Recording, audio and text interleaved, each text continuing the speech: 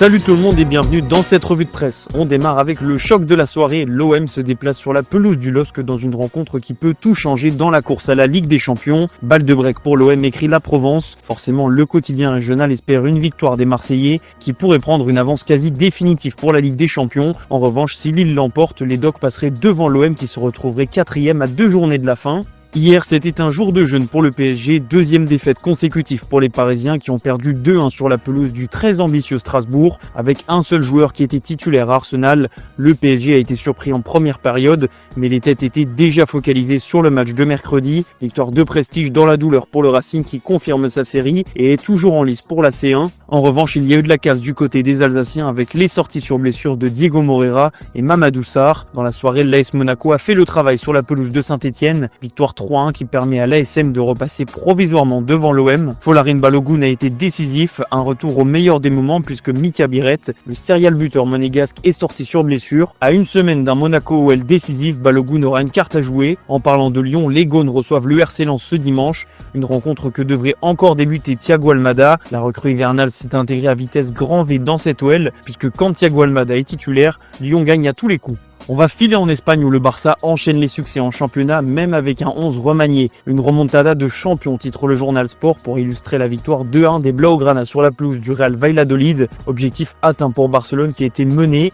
mais Rafinha et Fermin Lopez ont permis au Barça d'inverser la tendance et de mettre le Real à 7 points en attendant le match du rival. Cette rencontre, c'était le grand retour de Marc-André Ter Stegen en tant que titulaire après sa rupture des ligaments croisés. Malgré tout, Hansi Flick a directement clarifié la situation en conférence de presse. Chesney débutera bien les matchs contre l'Inter et le Real Madrid la semaine prochaine. En parlant du Real, Carlo Ancelotti s'est exprimé sur son avenir hier devant la presse. Départ au Brésil, en Arabie Saoudite ou ailleurs, le coach italien est resté très flou. Il a expliqué qu'il était focalisé sur la fin de saison du Real et qu'il parlerait avec la direction le 25 mai prochain, ce qui sous-entend quand même qu'une décision sera prise avant la Coupe du Monde des clubs au mois de juin. En attendant, Ancelotti pense à la Liga et le match de ce dimanche contre le Celta Vigo. Arda Güler devrait être titulaire en l'absence de Rodrigo. Une occasion en or pour l'international turc qui a montré de belles choses récemment. Malheureusement pour lui, la concurrence est énorme au Real et son temps de jeu reste très limité. Raison de plus pour briller aujourd'hui. Kylian Mbappé lui aussi voudra briller. Le Français sera titulaire pour la première fois en Liga depuis son carton rouge. L'occasion de retrouver le chemin défilé et de permettre au Real de croire encore au titre à une semaine du Classico à Barcelone. Le titre en revanche est hors de portée pour l'Atlético de Madrid. Nouvelle panne pour les colchoneros qui n'ont pas fait mieux qu'un triste 0-0 hier à Alaves. On parlait juste avant des offres saoudiennes que pourrait recevoir Carlo Ancelotti. D'après Mundo Deportivo, Xavi lui aussi intéresse l'Arabie Saoudite. L'ancien coach du Barça a reçu plusieurs propositions, mais pour le moment, aucun projet ne l'intéresse vraiment. Direction l'Angleterre et Londres où les Gunners ont encore déçu en première ligue en étant battus à domicile par Bournemouth. Pistolet timide pour Arsenal qui avait pourtant aligné son 11 type, à savoir celui qui devrait débuter mercredi prochain au Parc des Princes. C'est pour ça que l'équipe titre Arsenal sans alibi. Martin Odegaard a encore déçu. Et si le Norvégien ne fait pas mieux à Paris en Ligue des Champions, ça viendra conclure une triste saison minée par les blessures et les contre-performances. Aston Villa en revanche est imposé 1-0 grâce à un but de Youri Tillmans et continue de croire à une qualif en Ligue des Champions. Aujourd'hui, c'est le néo-champion d'Angleterre Liverpool qui se déplace à Chelsea.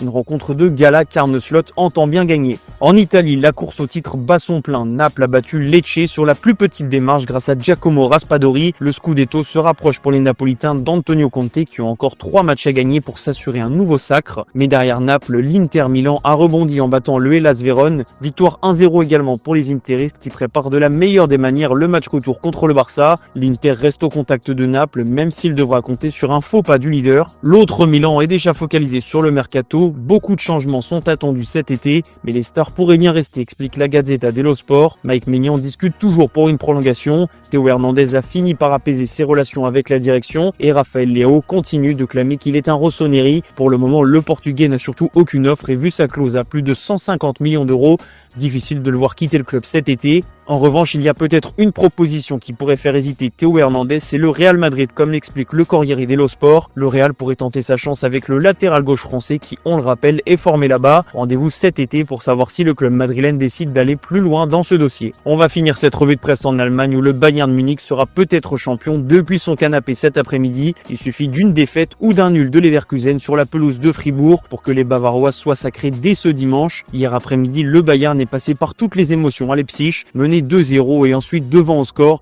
Le Bayern a finalement été rejoint à la dernière seconde après un but de Youssouf Poulsen, 3 partout et une attente toujours plus longue pour Harry Kane qui n'a jamais été aussi proche de son premier titre en professionnel. Le Borussia Dortmund de son côté l'a emporté 4-0 contre Wolfsburg grâce à un nouveau doublé de Serhou Guirassy qui consolide sa place de deuxième meilleur buteur de Bundesliga. Voilà, c'est la fin de cette revue de presse les amis, merci de l'avoir suivi